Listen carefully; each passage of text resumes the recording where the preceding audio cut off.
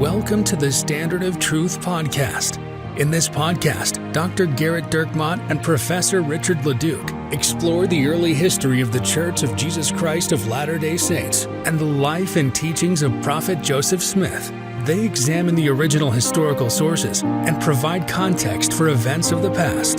They approach the history of the Church with faith, expertise, and humor.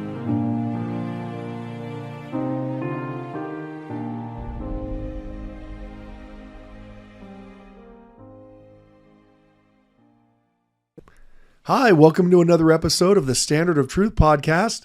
I'm your host, Dr. Garrett Dirkmott, and I'm joined by my friend, Professor ABD. Nearly, he can see the end of well, maybe it's the end of the rainbow. So maybe as he gets closer, it will disappear because it is nothing but a chimera. It is an illusion. Finishing the dissertation. Richard Leduc. Oh my gosh. Oh, Garrett, thank you so much. That was the longest introduction I've ever had. Well deserved, and I appreciate it. The introduction very, very much. That was just pointing out that dissertations are terrible. Yes. I am looking for there is some progress. I'm looking toward the research portion of the project, November, December, and then writing up my findings that no one will ever read, not even the dissertation committee. And, one of our friends of the show, but probably doesn't listen anymore, like most of our former friends, Sherilyn, she posted on Facebook the other day because she's near the end of her history PhD as well. And she had just finished meeting with her advisors about, the things you still have to do. And she was thinking about, well, I've got to do this, and I've got to do this, and I've got to do this. And she gets in the car, and she has the Mormon Tabernacle Choir playing, right? Because clearly Sherilyn is doing dissertations better than I am. Right. Yeah. I mean, You're she's listening to. Yeah, it was all ACDC. But yes, Poison. Yeah. No, not Poison was when I was taking it easy. The other time it was Noir. No, I was listening to Sepultura. It was she's in the right mindset. She's listening, and the song that comes on from the Mormon Tabernacle Choir as she's thinking, am I ever going to get this done, is to dream the impossible dream. Oh, that's great. That's where she's at. And you mean the Tabernacle Choir at Temple Square? Yes. That's right. Did I? Well, you know what? The recording she was listening to, guaranteed. Yeah, that's true. Yeah. Foisted on your own baton, aren't you? So we'd like to get right into the Phoebe Draper Palmer Brown mailbag. We have two emails, one a little bit longer of an answer, one a little bit shorter. We're going to start with a little bit of the shorter of the answer here. This comes to us from Cindy, and it's about Lilburn Boggs temple work. Yes. This was on a previous episode where we talked about the prophecy that a church spire would cover the grave of... Yeah. I mean, I'm pretty sure we debunked it. Although, you know what? Repeating it back now, I kind of wish it was true. I do too. I also think that Lilburn would have done well with perhaps a rapper name. He'd be Lilburn. Maybe that's what his parents were going for. Yeah. These little you Burns. got Big Burn, you got Big Daddy Burn, and then you got Lil Burn. Lil Burn. And that's why he had to be governor, because he was, pursuing his funny, parents' there love. were a lot of people named Lil Burn back then. Well, I occasionally get the question, quite often, honestly. I mean, as questions go. I mean, so the number one question is polygamy. And then the next 10 questions are also different aspects of polygamy. Some of you actually write into the show to try to trick me to talk about it.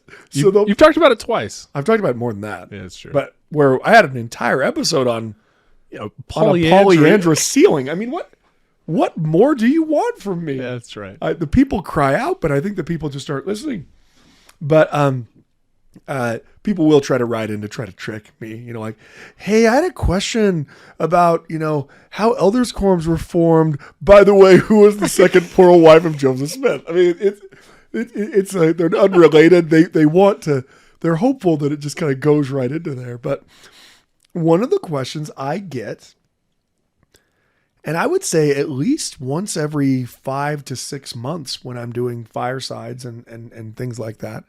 If you're wondering, yes, I occasionally people are so hard up that I have given firesides. In fact, we have a couple.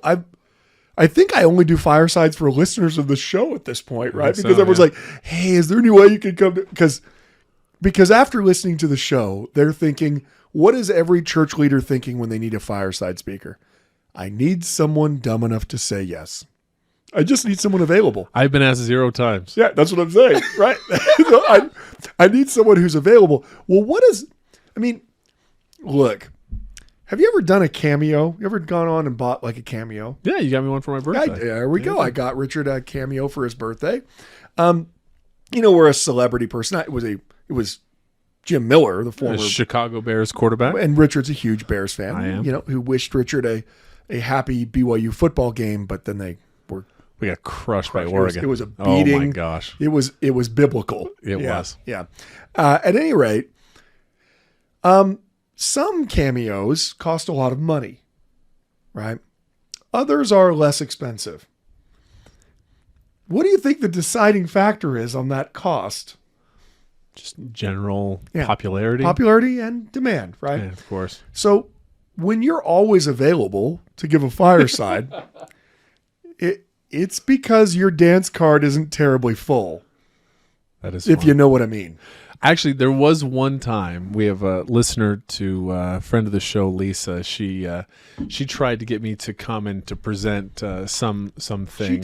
She did. Yeah, and you ghosted her. No, I did not. So my wife said, "You don't have anything to say that anyone wants to hear." Well, he actually did say yes at first, and then Becky said, "You call her back and you tell her no."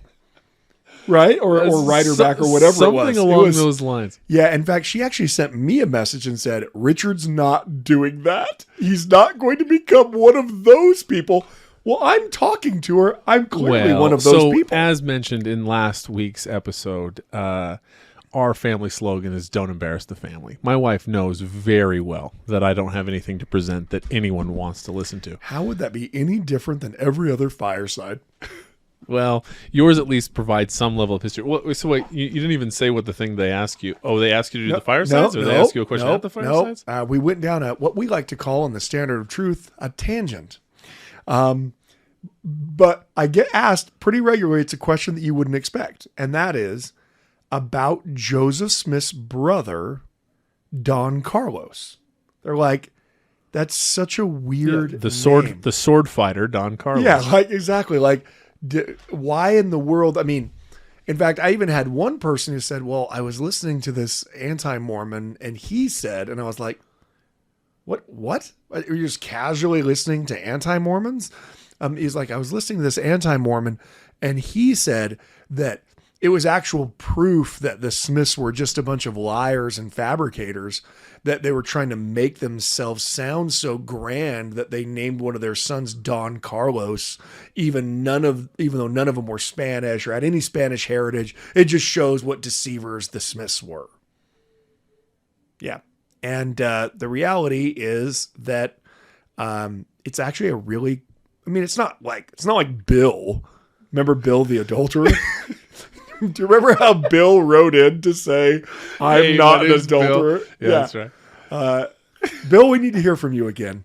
We need another email from you because it's been a little while for all we know. No, we assume that he's now an adulterer. Well, yeah, with a name like Bill. Yeah, all Bills end up adulterating at some point. But so anyway, it just demonstrates how something that quote unquote stands to reason, as Jordan and his Xbox demonstrated last week. Sure, that sounds like, the Smiths are just trying to make themselves sound smarter and better by using that name. But it's actually a pretty common name in the 19th century. So why is it a common name in the 19th century? It's a great question. I mean, you could ask the same thing about all kinds of stuff that we have as names. I mean, why is LeBron a common name now in the United States? Well, but Yeah, I can answer. There you go. He's an Because amazing it gives a little bit of basketball player. prestige Right. because of that. And in fact, one of the generals of the Civil War, who is frankly, unfortunately, one of the worst generals in the Civil War. That's saying a lot. Well, I mean, look, I guess I'm going to have some. How many Civil War PhD historians are listening, do you think? Actually, surprisingly, probably a lot. So how, Like faithful members of the church, very few. So- Civil War so historians, PhDs, it's at a lot. least 50, 60%. The majority of our downloads are your mom, Rachel's mom, and PhDs in history, PhD Civil War historians. but they're listening to a Latter-day Saint podcast. That's what they're doing. Well, anyway, his name's Don Carlos Buell. Don Carlos Buell. He's most well known for his. Well, he does okay actually in the Battle of Shiloh, which is one of the biggest early battles. But he loses the Battle of Perryville. He loses most of East Tennessee to the Confederacy. So he's considered. He gets sacked by Lincoln in 1862, and he's considered a poor commander. In fact, I'm about to let the audience in on something that I probably shouldn't. When I was younger and I had time and also clearly not any friends, I love strategy games. I love them. I mean, for some people that's Settlers of Catan and stuff like that. I love military strategy games. I was playing them. Me and my brother were playing them. My brothers, Brian and Down, we'd play them from the time I was a little kid. And one of the ones I had is an American Civil War strategy game where, one side's the Confederacy and one side's. And the good commanders, they, if they had a 1, you'd add a 1 to your roll because he's that good that he makes your roll that much higher. This sounds like I'm doing Dungeons and Dragons at this point. There was no Dungeon Master. It's Dungeons and Dragons, but with historical figures. Historic Dungeons and Dragons. Yeah, you have to move your Don Carlos Buell Warlock had a hit. He had a 29 hex spell that you could use. Anyway, and the better the commanders, the higher that number was, right? So Grant was like a 4. So you added a 4 to every roll of your dice. So Grant's killing everyone, essentially, right? Don Carlos Buell was in another camp, whereas if they were really bad commanders in the actual war, they had a highlighted number, which meant you subtracted that much off of the roll. And his was a subtract 2. So it was, if he ended up being your commander, you lost every single battle, which is also what happened when he was the commander. So it was a very good historical simulation. Now, luckily the Smiths did not name their son Don Carlos after Don Carlos Buell because this Civil War, of course, occurred many years later. But Don Carlos Buell was born roughly the same time as Don Carlos. He's born in 1818. So Don Carlos Buell's parents were also liars trying to put on airs. Exactly. I mean, so the whole point is, look, we have all kinds of names that are cultural things that people hear and they go, oh, that's cool. And yes, in the 19th century United States, there was kind of this affinity for Spanish names because it made things seem older. And you don't have to go very far to see that same phenomena today. I mean, go to, Thousand Oaks, California, and the main road is Avenidos de los Arbolos, right? I mean, why? Well, because, everything's, Spanish this and Spanish that. It's not, those names were, deliberately designed to try to give this kind of a Spanish flavor to make it seem more ancient. So anyway, I get asked that question all the time. Why did they name him Don Carlos? It's funny. I've been asked it twice this year, in fact. Yeah. Really? Yep. By the way, your Spanish has the accent of a person that served their mission in Wisconsin. Well, I'm not. De los Arboles. Yeah, seriously. Well, I'm saying it the way that the GPS says it. Okay. Yeah, that's how the GPS lady says it. If I had a month of Sundays, as I've heard you say, I would never have guessed we would have started here with Don Carlos is a name. You know what? This is just a little treat for the listeners. Has anyone, you know what? Has anyone listening ever thought to themselves, why am I listening to this podcast?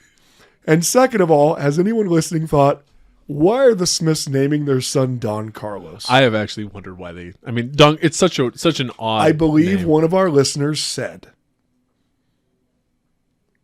answering the questions that you never asked or didn't have. That is true, right?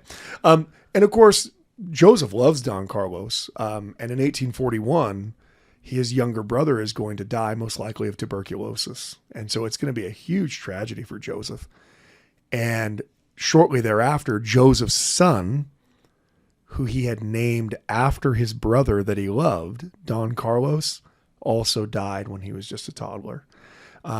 So, I mean, there you can tell Joseph is giving his brother the name giving his son the name because it's his brother's name, because he loves his brother, just like he at least is reputed to, although we don't know for certain. I mean, people say that he tried to name his first son Alvin, but that's not definitive. At any rate, that wasn't the question that was asked. We haven't gotten close to the question that was asked. We're back to... But we were talking about why Lilburn had the name Lilburn. This is true. Yeah. So Lilburn, the hype man for what we could only assume is Big Daddy Burn.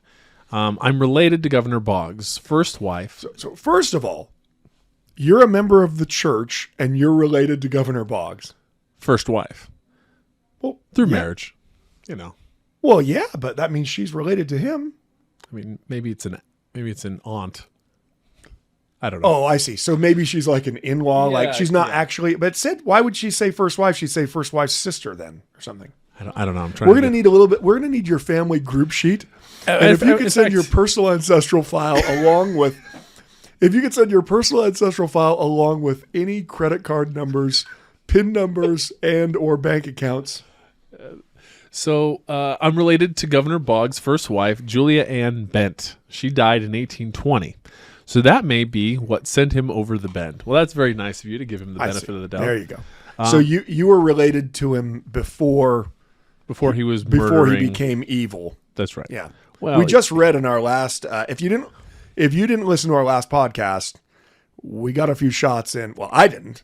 Joseph Smith got a few shots in on what Governor Boggs had done. Since we are related, I have access to his records on Family Search. When you pull up Boggs' Temple Ordinance page, everything is colored a bright cautionary yellow, and the message next to each ordinance states, "Cannot request, not available." The person's ordinance status is not available. Please contact Family Search Support if you are a relative and need more information.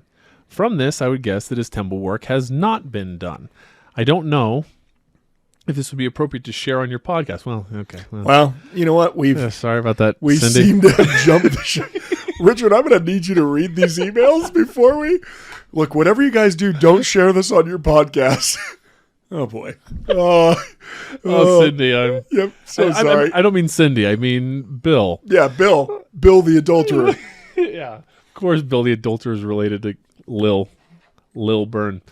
I don't know if this would be appropriate to share on your podcast. If Governor Boggs comes up again, I think he might. He always will, by the way. He always does. Yeah. But feel free if you'd like to. Or does it make the church seem like it holds a very long grudge? What is the appropriate grudge length for inciting murder and mayhem? First of all, that's one of the greatest questions ever asked. I don't know. I feel like you should come with us on our tour to Missouri and you'll see. So I'm not going to make it out of Jackson County without just being mad.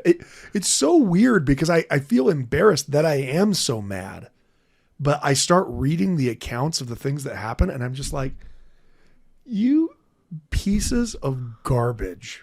Sorry. No, I just digressed. The first time I ever drove into Liberty, like people are just like whistling and happy and walking their dog, and I'm coming in and I hate all of you. Yeah, like I was really upset, really angry about it. Yeah, and then it was in the jail, and you came out even more mad. Yeah, but the guy who's just like walking and like the mailman that's whistling and saying hey. I never saw one person smile when I was in Missouri. I want to read this sentence again because it's.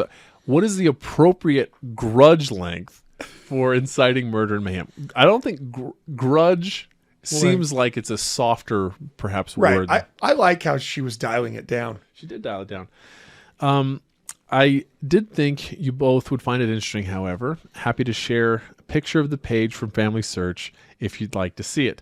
My son recommended your podcast to me, and it's absolutely my favorite. And since I've retired, I listen to many, many podcasts. Keep up the great work, and I'll keep up the devoted listening. Cindy, proud card-carrying subscriber of Standard of Truth Premium Well, now I content. know how she got into the read. Wait, why don't we get cards to carry? That's a great question. You know, Communists and every communists and us. Standard of Truth Premium listeners. It's actually a really problematic thing that we're trying to work on. So we are working the problem, but we're working it the same way that we're talking about polygamy. Because when people sign up for the premium, Apple and Spotify actually shield that from us. I think just so they can steal more of your money. But they don't send us a list of who the premium subscribers are. And so we want to be able to create a community of those people. So we've got some ideas. Don't worry, Damien gave us a lot of great ideas that we will poorly execute. Well, look, is Damien executing the ideas? No. If it's us, it's going to be poor. I mean, If Damien does, it'd be great. yeah. Unfortunately, Damien has what we like to call a real job, and so he probably can't. But he gave us some good ideas of some ways we might work around it so that we can try to build a community. Maybe something where we can have people on there that are premium subscribers where they can talk to one another. But And this came, so we had some audio issues in the last episode. A lot of my audio was cut. It's interesting how that works. So we are not what you would call a high-end operation. They'll be surprised to hear that.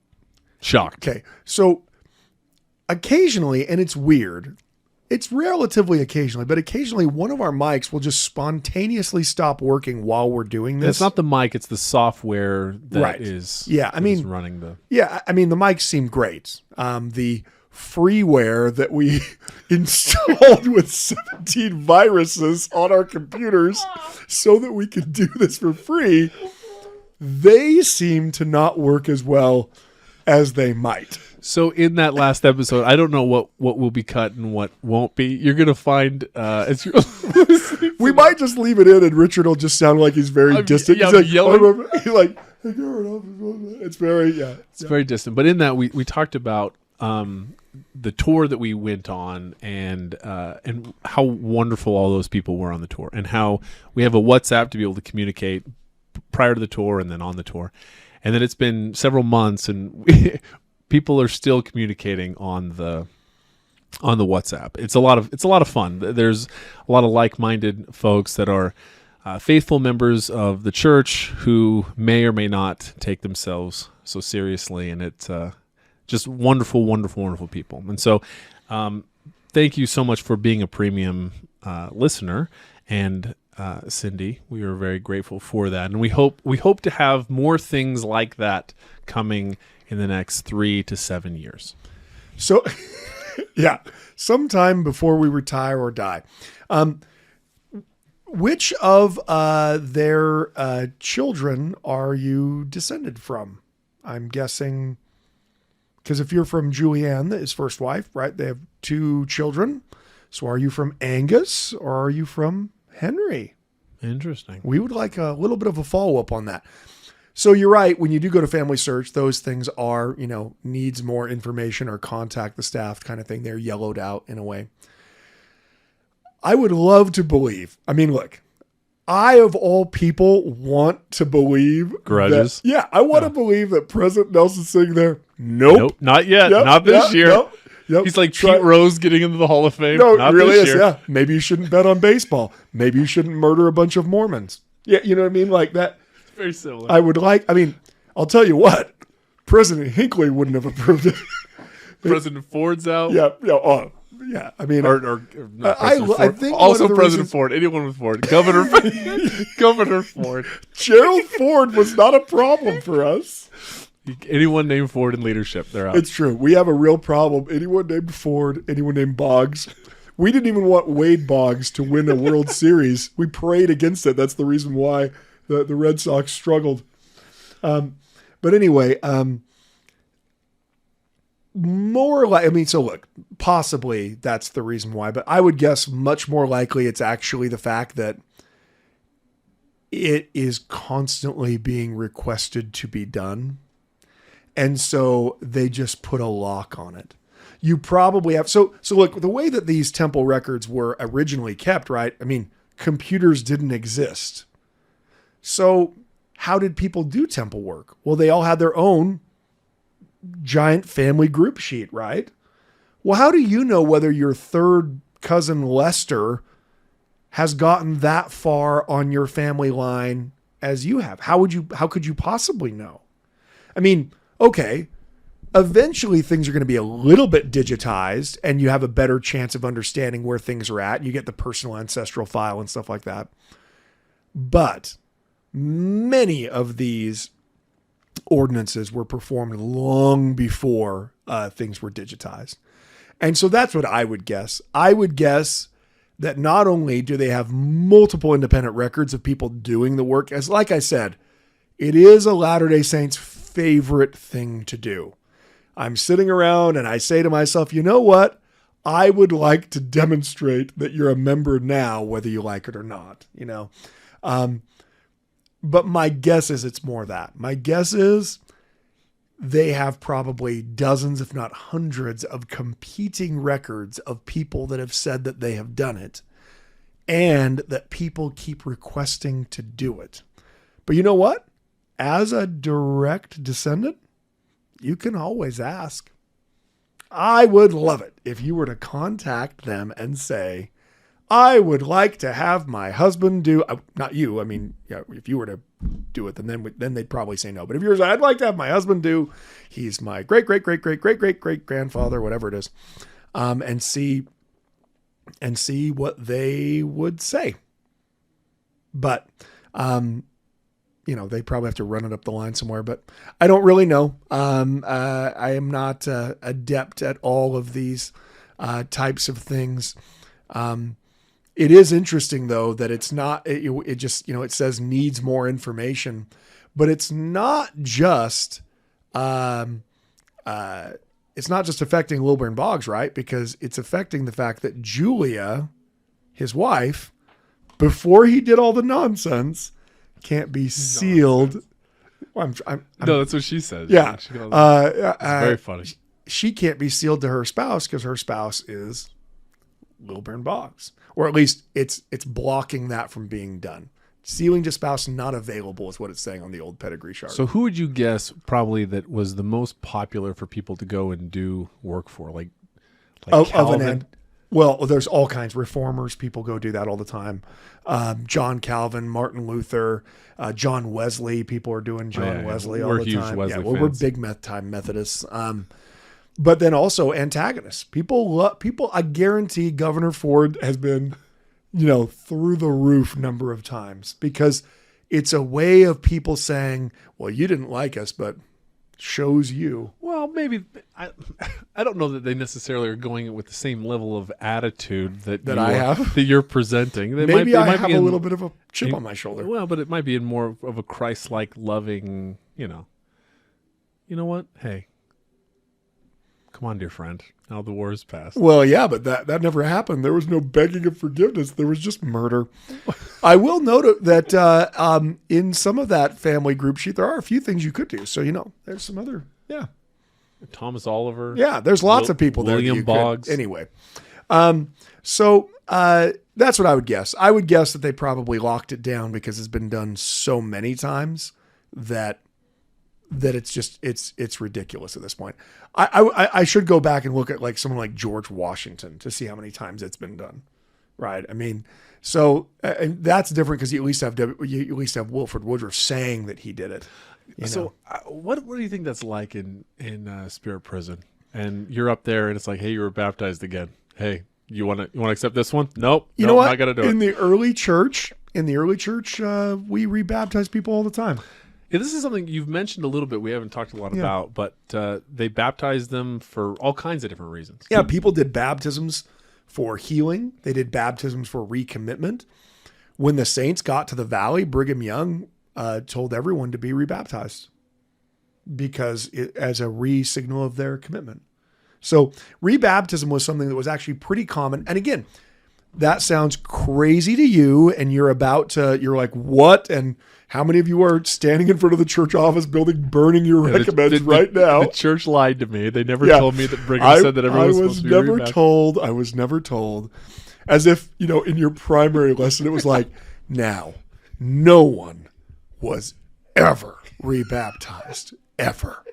I doubt that was the lesson. Unless they had a far better primary teacher, than most. But anyway,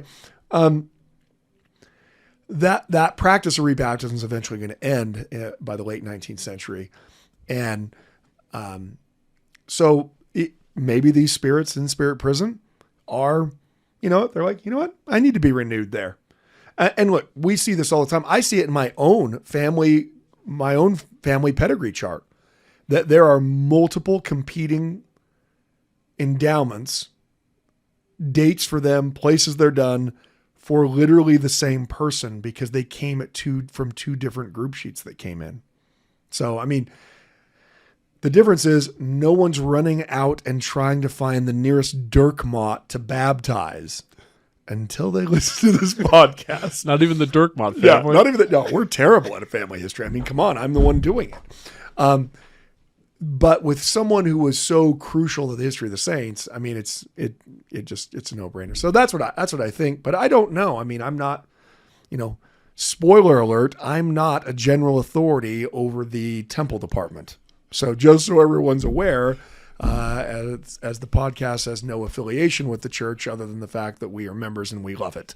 But nothing we say matters. Speaking of that, next email, Eric. The last charge beating. This is a little bit of, almost apostles minus apostates, a little bit. Yeah, it's a little bit of apostles and apostates, but it's more mostly like apostles. It's apostles, but guess what? Some of those guys do apostatize. There we go. You know what? Let's call this part 2. No, because it'll confuse people, and they'll be like, "What? When was Lilbert Boggs an apostle? He's an apostate. He was never a member. He couldn't even be. He's just a jerk."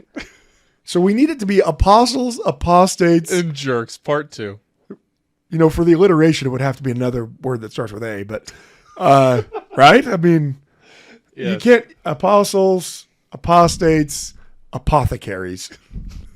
Anyone who happens to be a pharmacist in early church history, we want to know their names. Please.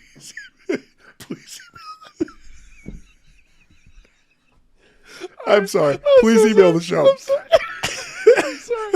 Okay. Back to the question. All right, Eric.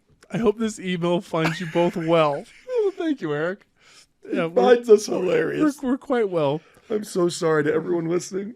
I'm so sorry to Angie when she hears this. Oh, if our wives were here, they'd be so mad. They would tell us we'd have to redo it. Yeah. This one's going to seem a little more reckless because they're not here. They do keep us in check. Oh, yeah. When they're not asleep, they're like, you guys are doing a terrible job. Cut that out.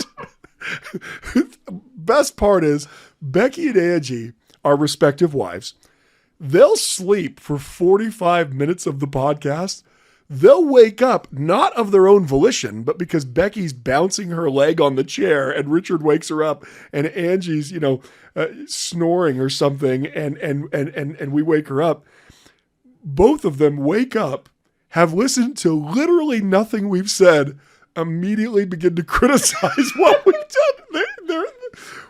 Jordan, we feel your pain with the Xbox and the dishes. You know what? Jordan was playing the Xbox with his son, by the way. Yeah. You know what? This is the night we've waited for. Always a treat. Or they're having family night. It's a whole to-do. So you think for family home evening, they were playing Xbox, but his wife, rather than playing, went to go start doing the dishes. That's what you think. I don't know. It seems classic Jordan's wife. Jordan, I need you to have your wife email in her side of the story. I feel like I'm on Jordan's wife's side. I'll be honest. I think there's no other side to be on, but as long as Jordan signs up for the premium content, we will be on his side. So, by the way, when you did you guys have family night as a family? Did you ever do family home evening often? I don't want to judge you. Not now, obviously not now, but like when you were a kid. Clearly not now. No, not now. No, yeah, we did it all the time when we were kids. Did you have a song that you sang? When you we would sing an opening hymn, but we would. You would pick a hymn. It'd be different every sing time. It. Yeah. Yes. Okay. Yes. So you wouldn't sing "This Is the Night We've Waited For." Always a true. No, we love each other more and more with every family night. No. Stories and games for everyone. So Learning the gospel so can you be would, fun. So you would sing Father and mother, daughter, son together on family night. I don't even know the song you're talking about. Oh, all right. Yeah. Okay. Is that in the children's song? I think it was like from the 60s or something. I don't know. So, if I had to we pick, sing it. Yeah, I'd be in Our Lovely Deseret. I love that song. Yeah. Drink no liquor and they eat, but a very little meat. We would sing that on our mission, but we'd sing with like a southern accent. It was fun. It's interesting, it was a good, especially given the fact it was written by a northerner as a northern marching song for the Union Army in when you the sing Civil that War. song, you can like swing your arm. You really That's what can it. get Yeah. into Well, it.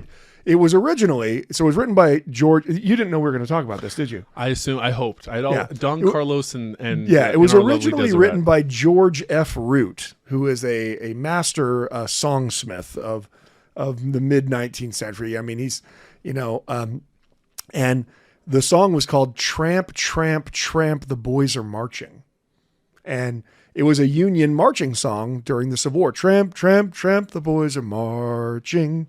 Cheer up. Yeah. Well, I've heard that song. Yeah. But not. Have you heard the Tramp, Tramp, Yeah, Tramp that's what I'm version? saying. I've heard okay. that. Yeah. All right. Yeah, you're always humming it. Yeah. You know what? Every time we come up to record the podcast, I'm like, tramp, tramp, tramp, the boys are march. I think actually the Tabernacle Choir at Temple Square also does a version of that. Oh, is that right? Yeah, they do some Civil War songs. The email finds us very well. Eric, thank you very much. I recently learned of a meeting Joseph Smith had with most of the Quorum of the 12. In this meeting, Joseph Smith gave the keys of the kingdom to the 12, and I was looking for more information about the meeting and what sources exist for it. Best regards, Eric.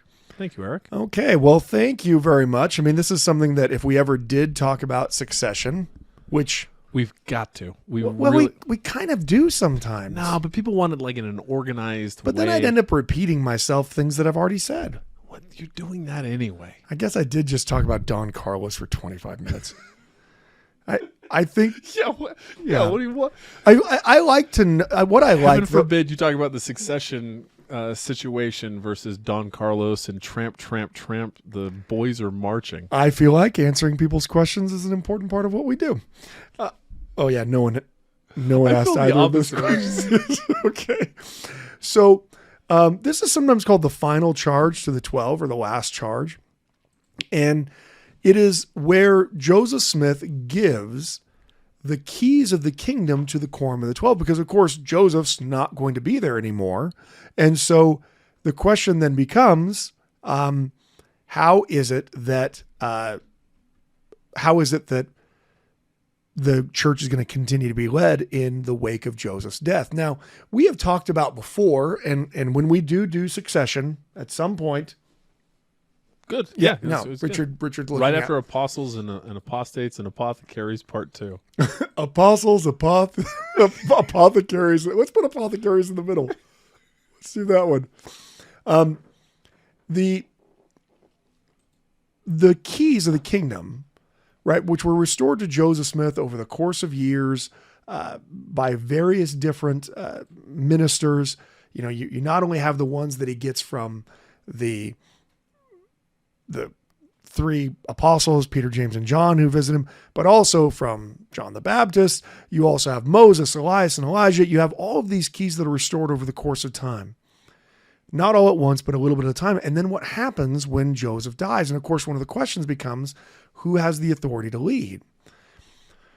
Many people made arguments that they had the authority to lead because of the position they held in the church, like Sidney Rigdon. He's going to make the argument, hey, I'm pretty important. I was a member of the first presidency, so I should be the person to lead the church. Other people, like James Strang, will claim through either a letter appointment or also miracles that he is supposed to lead the church. Other people will make other various claims during this time period. But it's the Quorum of the 12 that is going to have the majority, the vast majority of members, certainly in Nauvoo, follow it. And it's going to be this claim that they have been given this authority. Now, we have a couple of accounts of when this took place. We know that it was sometime in 1844, and most likely it appears that it was in March. Now, you might be saying, well, wait a minute. We don't know exactly when it was. We don't have a certainty. Now, I was working on the Joseph Smith Papers project for the church. Back, a decade ago, the most highly anticipated aspect of working on them was the idea that we would finally get to publish with annotation the Council of 50 Minutes. Now, we have, I think, several podcasts on the Council of 50 Minutes, Richard. Yeah, we do. And are they good? Nope. Okay. So you can go back and try to find those. They won't be indexed, nor will they be helpful. You know what? I'm gonna go find them. I'm gonna get our crack research staff on it, and I'll. They're actually great. By the way, our crack research staff is also Richard. We're expanding. We're expanding that with all of the filthy lucre coming in. We're looking to hire a team of researchers. Researchers. Yeah, that's right. We're looking to hire. Hired is a loose term. We're looking to. Is there anyone looking for credit? It would have to be at an unaccredited university. So if you are looking for internship credit at an unaccredited for-profit university, we're hiring. If you're a University of Utah student, you're looking to be a TA and in the business school and get credit for that, you can do all of our indexing for free, completely unrelated to the TA work that you'll receive credit for. Yeah.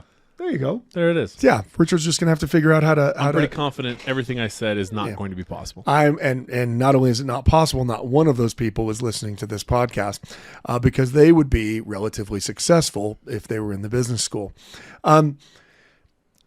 So the reason why I bring up the Council of 50 Minutes is one of the things that was the most highly anticipated about finally getting the text of this was people wondered and frankly hoped that this final charge meeting where Joseph gives the keys of the kingdom to the Quorum of the 12, that it would actually have taken place in a Council of 50 meeting. The Council of 50, just so you don't have to go back and find the other episodes and read it all out. It's actually would be season 1. So it was very early on. All the way back to season 1. It was back when no one was listening, unlike now. Yeah. So season 1 episodes, I think 29, 30, 31, something like that.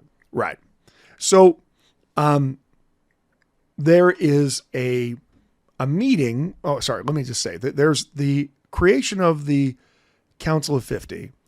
And in the Council of 50, the point of it was twofold: to help electioneer for Joseph Smith because he was running for presidency of the United States. And then also, primarily, their purpose was to help prepare to move the Latter-day Saints outside of the United States, to find a place for them to move, and also not just find a place for them to move, but also prepare and draft the Constitution of the Kingdom of God on earth. No pressure, basically, so that wherever they go, the new Constitution of their new land, because they're leaving the United States, the new Constitution that they would draw up would be absolutely a perfect government. I mean, as perfect as it could be with people running it, but at least its layout would be perfect because it would be from God. That was the idea behind it. Well, these meetings, they begin in March of 1844, so just before Joseph Smith is murdered, and they continue even after Joseph is murdered up until the time that the saints leave Nauvoo. Now, why am I focusing on this? Well, because we have multiple accounts from apostles talking about Joseph Smith rolling off the kingdom to them, giving them the keys of the kingdom. But like the experience of Peter, James, and John coming and giving the keys in the first place, we didn't have an exact date or account of that, or at least we weren't able to verify the later dates that were given. So we only had reminiscent accounts rather than, here's a journal entry of, today I got the keys of the kingdom type of thing. Seems like that would be something that you'd probably write down. Again, people will think that, and yet, well, if Joseph didn't write down the first vision when he wrote it down, obviously it didn't actually happen. Which, the more I don't keep a journal, which is always. Right. Every day you're keeping it less than you did the day Yeah, before. every day I'm a worse journal keeper because it's one more day that goes by with nothing entered. In fact, I want this podcast to be my journal. There you go. Yeah. Future posterity, this is me. Yeah. Anyway, the reality is we didn't have an exact date. We had reminiscent looking back on it. And so people hoped when the Council of 50 Minutes became public, it's what everyone wanted to dive into. I'll bet it has the whole thing written out in there, right? And they were a little bit disappointed that it wasn't in there, that it wasn't written out in there. Now, there is a place where William Clayton records that Joseph is teaching some pretty important things, but doesn't teach what they are. And, maybe William Clayton was too busy going, wait a minute, he's rolling off the keys of the kingdom. But yeah, there's a reference to it. March 26th, there's this reference that we think is a reference to Joseph Smith giving the keys of the kingdom to the Quorum of the 12. And you'll see just how kind of ambiguous it is, but it is a kind of a weird reference. It's talking about different things. President Joseph Smith continued his instructions on heavenly things and many other important subjects, period. That's all William Clayton gives us. Now, look, it's possible that William Clayton believed that this was too holy a thing to record it all down. But that doesn't mean that we don't have some idea of what was said, primarily because there is a draft statement created by the Quorum of the 12 Apostles where they give this explanation of what was said. They are going to make a list, basically, of the things that are said, and they start with, "We, the undersigned, do hereby solemnly, sincerely, and truly testify before God, angels, and men, with all people to whom this certificate may come, that we were present at a council in the latter part of the month of March last, 1844." So they're preparing this document in 1845, in March of 1845. Looking back a year, they are all swearing to this experience that they had. Or at least that's the intent of the document. That we were present at a council, and I said March 26, right? And there you saw that there Joseph was teaching about heavenly things, many important things, no details on it. Well, here seems to be the explanation of it.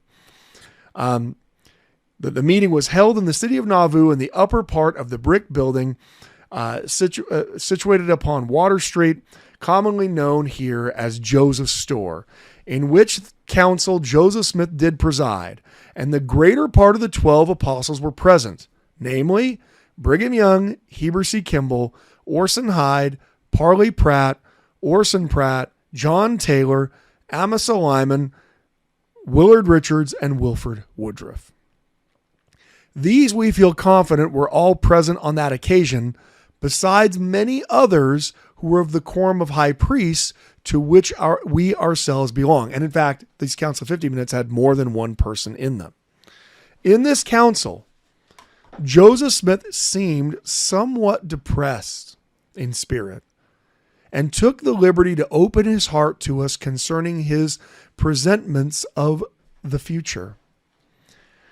His own language to us on that occasion, as nearly as we can recollect, was as follows: Brethren, the Lord bids me hasten the work in which we are engaged. He will not suffer that you should wait for your endowments until the temple is done. Some important scene is near to take place. It may be that my enemies will kill me, and in the case they should, the keys and power which rest upon me not be imparted to you, they will be lost from the earth. But if I can only succeed in placing them upon your heads, then let me fall a victim to murderous hands, if God will suffer it. And I can go with all pleasure and satisfaction, knowing that my work is done, and the foundation laid on which the kingdom of God is to be reared in this dispensation of the fullness of time. Upon the shoulders of the 12 must the responsibility of leading this church henceforth rest until you shall appoint others to succeed you. Your enemies cannot kill you all at once, and should any of you be killed, you can lay your hands upon others and fill up your quorum. Thus can this power and these keys be perpetuated in the earth. Brethren, you have many storms to pass through, and many sore trials await you. He goes on to say, you will know what it is to be bound with chains and with fetters for this cause sake. God knows I pity you and I feel for you. But if you are called to lay down your lives, die like men, and pass immediately beyond the reach of your enemies. After they have killed you, they can harm you no more. Should you have to walk right into danger in the jaws of death, fear no evil. Jesus Christ has died for you. Now the document goes on to state, after the appointment was made and the 12 confirmed by the holy anointing under the hands of Joseph and Hiram Smith, Joseph continued his speech unto them, saying, while he walked the floor and threw back the collar of his coat upon his shoulders, I roll the burden and responsibility of leading this church off from my shoulders onto yours. Now round up your shoulders and stand under it like men, for the Lord is going to let me rest a while. Never shall we forget his feelings or his words on this occasion. After he had thus spoken, he continued to walk the floor, saying, since I have rolled the burden off of my shoulders, I feel as light as a cork. I feel that I am free. I thank my God for this deliverance. So this account, of course, is a reminiscent account, but there are obviously other people present who also give accounts of what it is that happened in that meeting. For instance, Wilford Woodruff would later recall, I, Wilford Woodruff, being the last man living in the flesh who was present upon that occasion, feel it a duty that I owe to the Church of Jesus Christ of Latter-day Saints, to the house of Israel and to the whole world, to bear this my last testimony to all nations, that in the winter of 1843-44, Joseph Smith, the prophet of God, called the 12 apostles together in the city of Nauvoo and spent many days with us in giving us our endowments and teaching us those glorious principles which God had revealed to him. And upon one occasion he stood upon his feet in our midst for nearly 3 hours, declaring unto us the great and last dispensation which God had set his hand to perform upon the earth in these last days. The room was filled as if with consuming fire. The prophet was clothed upon with much of the power of God, and his face shone and was transparently clear. And he closed that speech, never to be forgotten in time or in eternity, with the following language. Brethren, I have had great sorrow of heart for fear that I might be taken from the earth with the keys of the kingdom of God upon me, without sealing them upon the heads of other men. God has sealed upon my head all the keys of the kingdom of God necessary for organizing and building up the church, Zion, and kingdom of God upon the earth, and to prepare the saints for the coming of the Son of Man. Now, brethren, I thank God that I have lived to see the day, that I have been able to give you your endowments, And I have now sealed upon your heads all the powers of the Aaronic and Melchizedek priesthoods and apostleship, with all the keys and powers thereof, which God has sealed upon me. I now roll off all the labor, burden, and care of this church and kingdom of God upon your shoulders. And I now command you, in the name of the Lord Jesus Christ, to round up your shoulders and bear off this church and kingdom of God before heaven and earth, and before God, angels, and men. And if you don't do it, you will be damned. Wilford completes his recollection by saying, and the same spirit that filled the room at that time burns in my bosom while I record this testimony. And the prophet of God appointed no one else but the 12 apostles to stand at the head of the church and direct its affairs.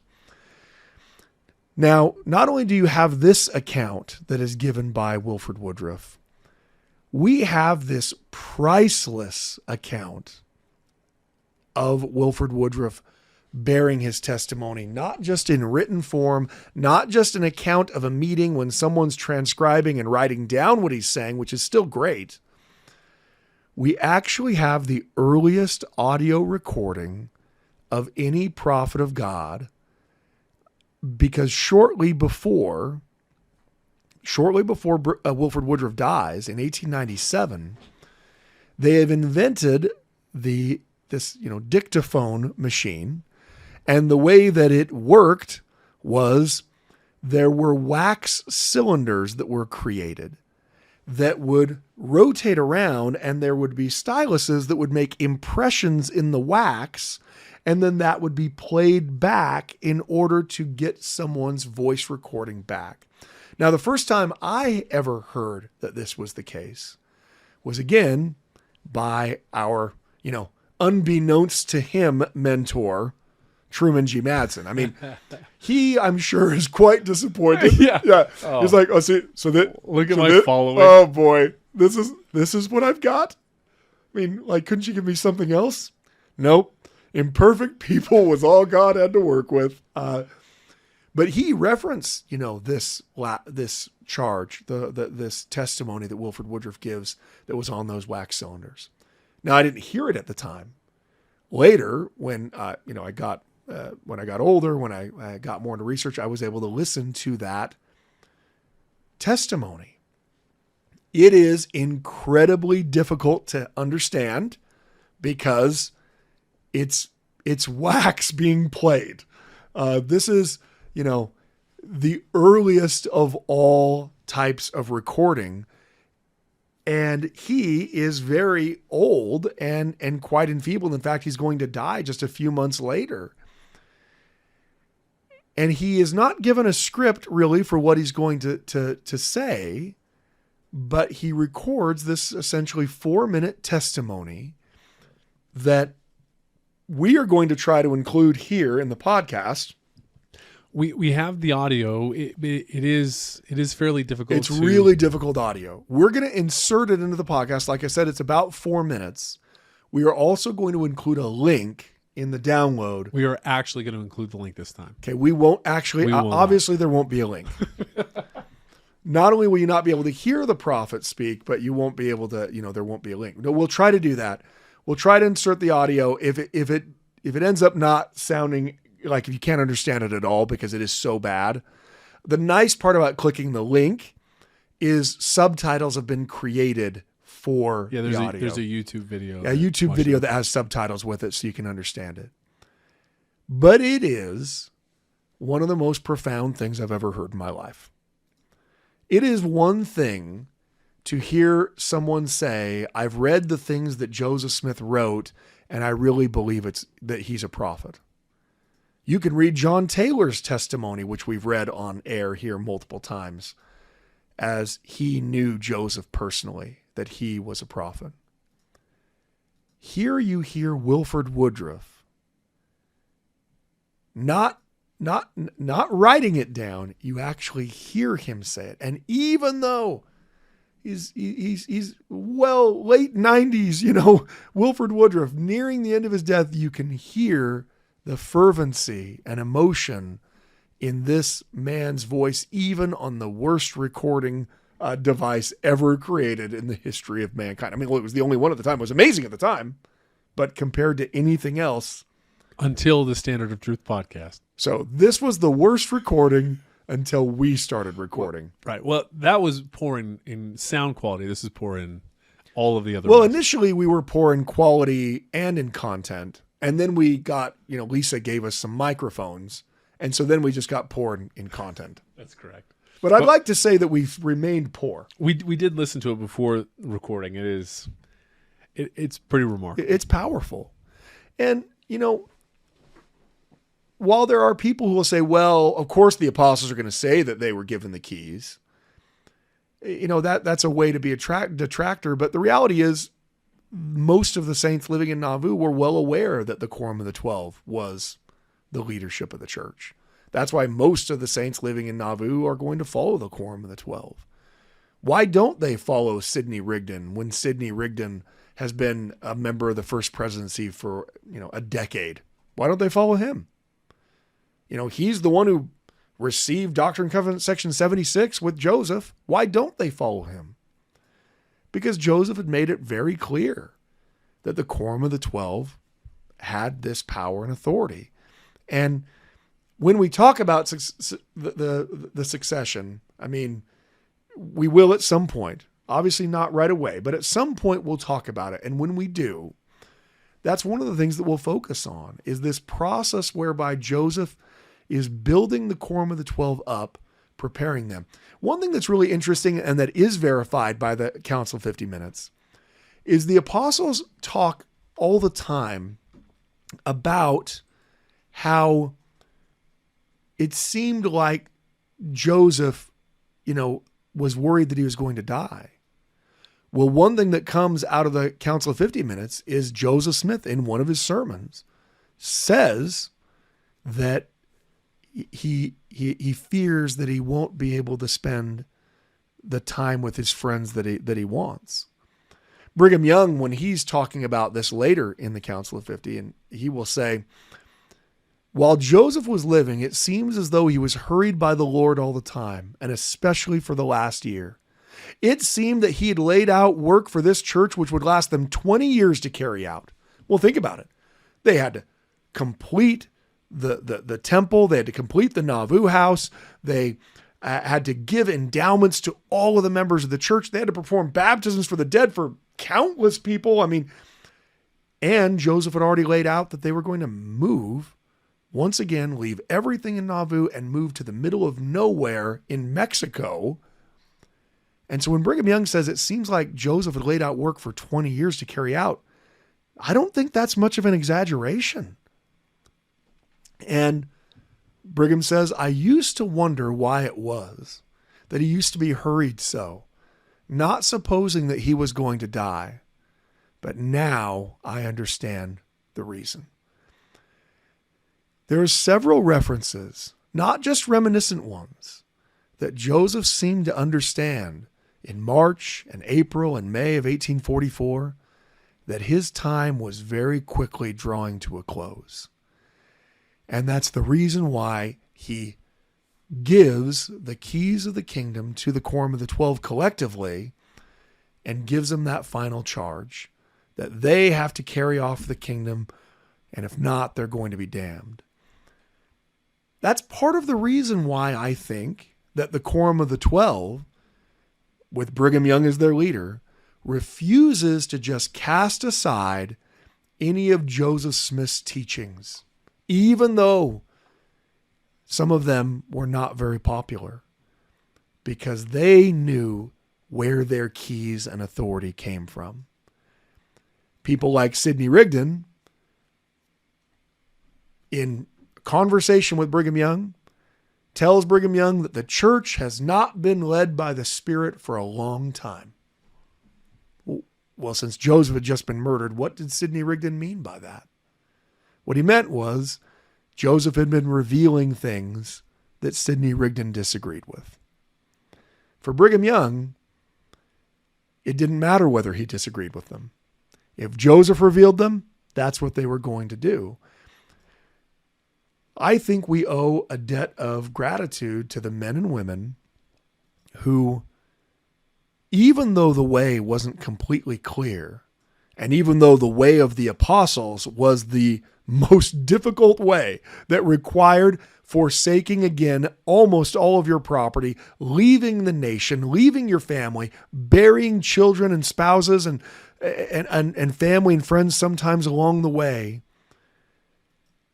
even though the practice of plural marriage, as well as other doctrines like the idea of deification, becoming like God, that God was once a man, even though those doctrines would further alienate Latter-day Saints from the rest of the Christian United States, our pioneer forebears, even if you don't have a pioneer ancestor, those men and women who said, I'm going to follow the prophets, I'm going to follow the apostle, I'm going to follow what it is that the keys of the kingdom are teaching, even if I don't understand it, even if it is very hard. Their faith and their testimonies are what makes it possible for us to casually argue about when we go to the temple next. The only reason we have endowments and initiatories and temple sessions and sealings are because these men and women refused to cast aside the teachings that Joseph Smith initially taught. Those keys are clearly carried on by the Quorum of the 12. And if you want the best evidence of it, look and see which of the groups that are formed after Joseph Smith is murdered, which of them are desperately trying to maintain every single thing that Joseph taught. Even when it wasn't popular, even when most people rejected it, even when it alienated them from the country. And that was Brigham Young and the Quorum of the 12. Thank you so much for listening. Thank you for a great question. Hopefully you're all able to hear Wilford Woodruff's amazing testimony. President Wilford Woodruff, speaking on March 19, 1897. I bear my testimony that the Brother Julius is said before a large Illinois, that he where the appeal of the world has control over the whole of the world. He would restore every man, movement and time in the government of their religion. Those are my sentiments today. I bear my testimony that Joseph Smith was a true prophet of God, ordained of God, who laid the foundation of his church and quickened the last dispensation and fullness of time.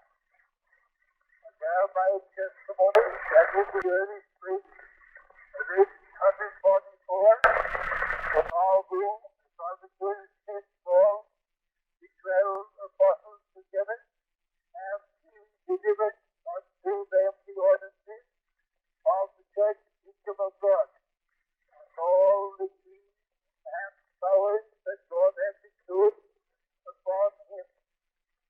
He used it on our heads, told us we must round up our shoulders and bear off this kingdom, or we would be dead.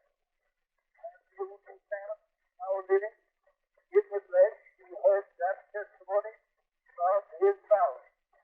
And I know it was true by the power of God manifest for him. At that meeting, he stood on his feet about 3 hours. The government said all the pictures. His face was as clear as after. And he was covered with a power that I had never seen in any man in the flesh before. I bear testimony that Joseph Smith was the author of the endowment as received by the Latter-day Saints. I received my own endowment under his hand and direction, and I know they are true principles. received my own endowment under his hand, but I bear my testimony that Brigham Young, BBC Kimball, relationship, Norgate Smith, John Taylor, and other brothers received Harry Calvin under the hand and direction of the prophet Judith, and also my wife Edith, Phoebe Smith, Leonie Taylor, Mary Smith, and others whose names I cannot recall now. Prophet Joseph laid down his life for the word of God and testimony of Jesus Christ. He will be crowned as a martyr in the presence of God and the Lamb. All his testimonies to us, our God will visibly manifest with the prophet Joseph. This is my testimony, spoken by myself into a salvation tree on this the 19th day of March, 897, in the 91st year of my age, Wilfred Woodruff. Thank you for listening to the Standard of Truth podcast, hosted by historian Dr. Garrett Dirkmott. If you know anybody that could benefit from the material in this episode, please share it with them. And for more resources, visit standardoftruth.com. Until next time.